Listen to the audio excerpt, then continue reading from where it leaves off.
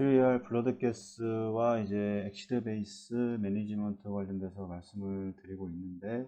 뭐 바이오카보네이트를 주입함으로써 이제 PaCO2를 이제 더 증가시킬 수가 있고, 레스피레이터리 알칼로시스, 뭐 헤모글로빈 오트, 디소시션 커브에 대해서 말씀을 드렸습니다.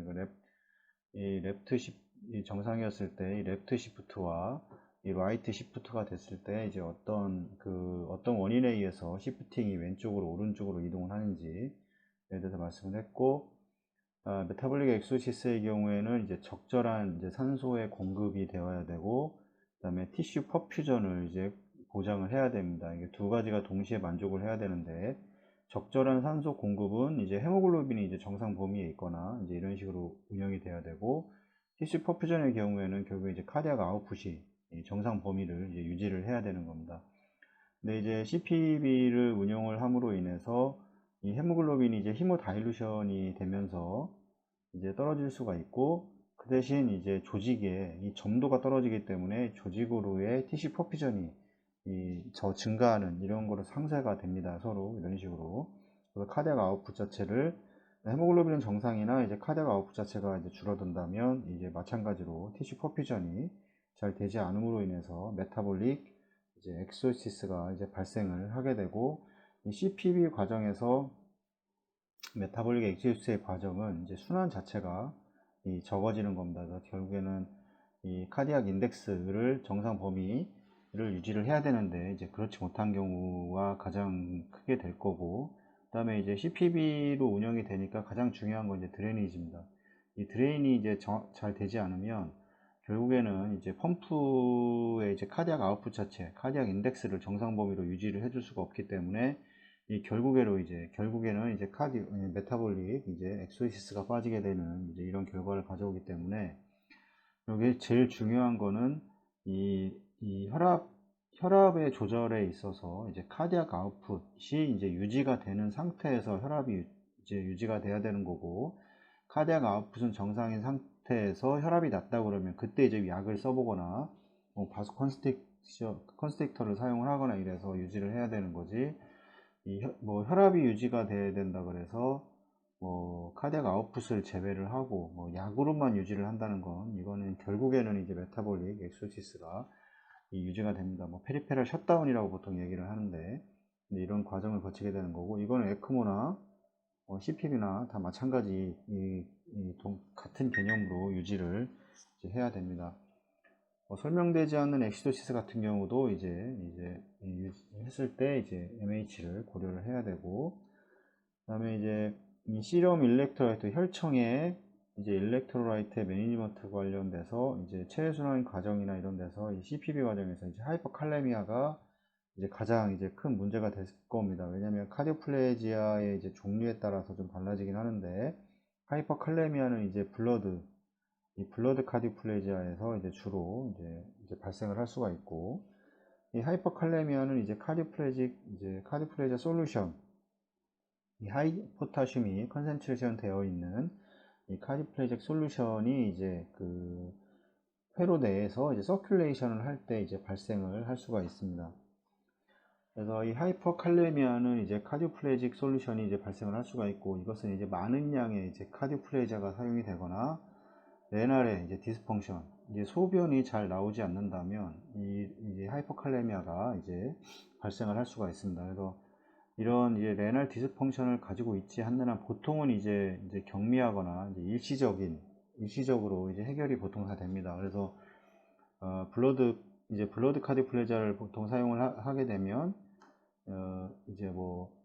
보통 20에서 30분 간격으로 인터미턴트하게 주입을 하는 경우가 있고, 아니면 이제 리트로그레이드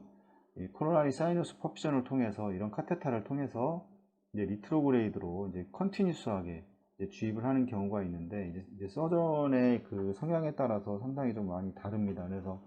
이 리트로그레이드로 해서 지속적으로 주입을 하는 경우에는 상당히 많은 양이 카디오플레지아가 주입이 됨으로 인해서 이 하이퍼칼레미아가 발생을 할 수가 있습니다. 근데 소변이 뭐 잘 나온다면 이것도 이제 일시적으로 다 교정이 될 확률이 높은데, 이제 그렇지 않은 경우에는 이제 저번에 동영상으로 잠깐 말씀을 드렸는데, 이 블러드 콜드 이 블러드 카디플레지아와 그 다음에 이제 온리, 이 블러드, 콜드, 이 블러드만 이 사용하는 이 방법을 통해서 이 카디플레지아가 들어가는 이 프로텍션이 두 가지 방법이라고 말씀드렸는데, 이 메케니컬 방법과 이제 케미컬은 이제 어떤 그 포타슘, 주로 포타슘 관련돼서 이제 이 어레스트를 유도해서 프로텍션하는 방법이고, 이 메케니컬의 방법은 이제 온도를 차갑게 해서 이제 그 산소의 소모량을, 심근의 산소 소모량을 줄여줌으로 인해서 이제 프로텍션 시키는 방법이 두 가지를 동시에 사용을 하고 있기 때문에 모든 카디오플레지아는 이렇게 동시에 사용을 합니다. 그래서 이거와 이거를 동시에 이제 번갈아 가면서 이 같은 비율로 이제 카디오플레지아를 주입을 하고 이제 프로텍션을 시키는 방법을 통해서 처음부터 끝까지 카디오플레지아, 이제 블러드 카디오플레지아만 주는 게 아니라 이제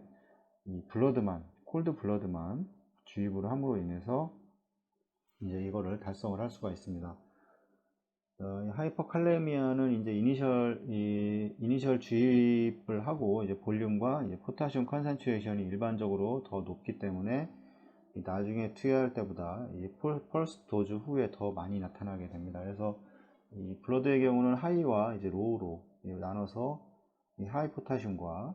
이 로우 포타슘 나눠서 처음에 이니셜에서 인덕션 시킬 때는 하이로 주고 나중에는 이제 로우로 바꿔서 보통 이제 포타슘의 레벨을 낮춰서 이제 보통 주입을 하게 되고, 이 하이퍼칼레미아는 이제 하트의 블럭이라던가 그 다음에 이제 네가티브 이노트로피, 그 다음에 아리드미아를 이제 일으킬 수가 있고, 하이퍼칼레미아는 이제 루프에 사용되는 이제 퓨로세마이드 같이 루프에 사용되는 이 듀레틱스를 듀레스 또는 이제 울트라 필트레이션에 의해서 이 포타슘을 이 엘리미네이션, 이제 제거를 이제 촉진함으로써 이제 치료할 수도 있습니다. 그래서 컨벤셔널 이제 울트라 이제 헤모필트레이션 이렇게 나누는 거와 이제 모디파이드 울트라 헤모필트레이션 이렇게 나눌 수가 있는데, 컨벤셔널에서도 계속 지속적으로 빼서 이제 포타슘 레벨을 낮출 수가 있고, 마지막으로 이제 심폐기가 완전히 꺼진 상태에서 이 모디파이드 울트라 이제 헤모필트레이션을 통해서도 이제 제거가 가능합니다. 가장 좋은 거는 이제 소변에 이제 배출이 원활을 하게 되면 대부분 이제 경미하게만 유지가 되고 자동적으로 정상 범위를 이제 유지를 하게 됩니다. 포타슘은 또한 이제 인슐린과 글루코즈를 투여하거나 이제 알칼로시스를 생성함으로써 셀 시프팅을 이제 만들 수가 있습니다. 그래서 인슐린이 이 포타슘 이게 이제 어떤 세포 내액과 외액을 이렇게 나눴을 때 이게 세포 외액은 두 가지로 이제 혈관과 그 다음에 간질고액과 그 다음에 세포 내로 나눌 수가 있습니다. 세포 내의 주 양이온은 포타슘이고, 이 세포 외에는 익스트라셀룰라는 이 인트라베스큘러 볼륨과 이제 간질구액 두 개를 동시에 이제 세포 외액이라고 그러는데, 여기에는 주요 양이온이 소듐입니다. 그래서 세포막을 통해서 이제 왔다 갔다 하는데, 포타슘과 소듐은 세포막을 자유롭게 통과할 수가 없습니다. 그래서 이거는 결국에는 나트리움 이 K 펌프라고 하는 걸 통해서 이제 전기적으로 이제 왔다 갔다 하게 되는데, 이런 과정에서 이제 인슐린이 이 세포 내로 이동시킬 수 있는 어떤 매개체가 됩니다. 그래서 이 인슐린을 주입을 하게 되면 인슐린을 통해서 이 세포 내로 이 포타슘을 이동을 시키면서 이제 세포 외에 이 포타슘의 레벨을 이제 정상으로 유지할 수 있기 때문에 이런 방법을 사용하게 되는 거고, 또 인슐린을 사용을 하게 되면 이제 글루코스 레벨이 이제 너무 많이 떨어지면 이제 문제가 되기 때문에 같이 이제 글루코스를 투여해서 이제 셀 시프팅을 이제 일으킬 수가 있습니다. 노말 이제 아요나제이드 칼슘 레벨도 항상 이제 보장이 되어야 되고, 드물게 이제 히모다이알리시스가 필요할 수 있습니다. 이게 뭐 이제 어큐트 레날 페일러가 이제 ARF가 있는 환자들 이런 경우에도 마찬가지 소변이 잘 배출되지 않는 경우에도 이제 드물게는 히모다이알리시스가 필요할 수가 있고, 그 다음에 이제 심각한 이제 레날 디스펑션 또한 이 시럼 포타슘이 정상 범위 이상일 경우에 이 카디오플레지아가 이제 서큘레이션으로 리턴되지 않고 별도로 배출되도록 그다음에 이 카디오플레지아 딜리버리 테크닉을 이제 수정을 해야 할 수도 있습니다. 그래서 결국에는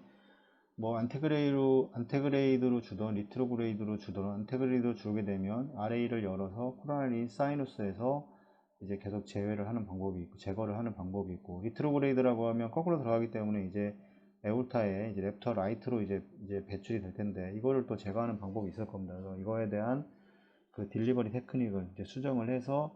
이 그 시럼의 이제 포타슘 레벨이 상승을 하지 않도록 이제 유지를 해 주어야 됩니다.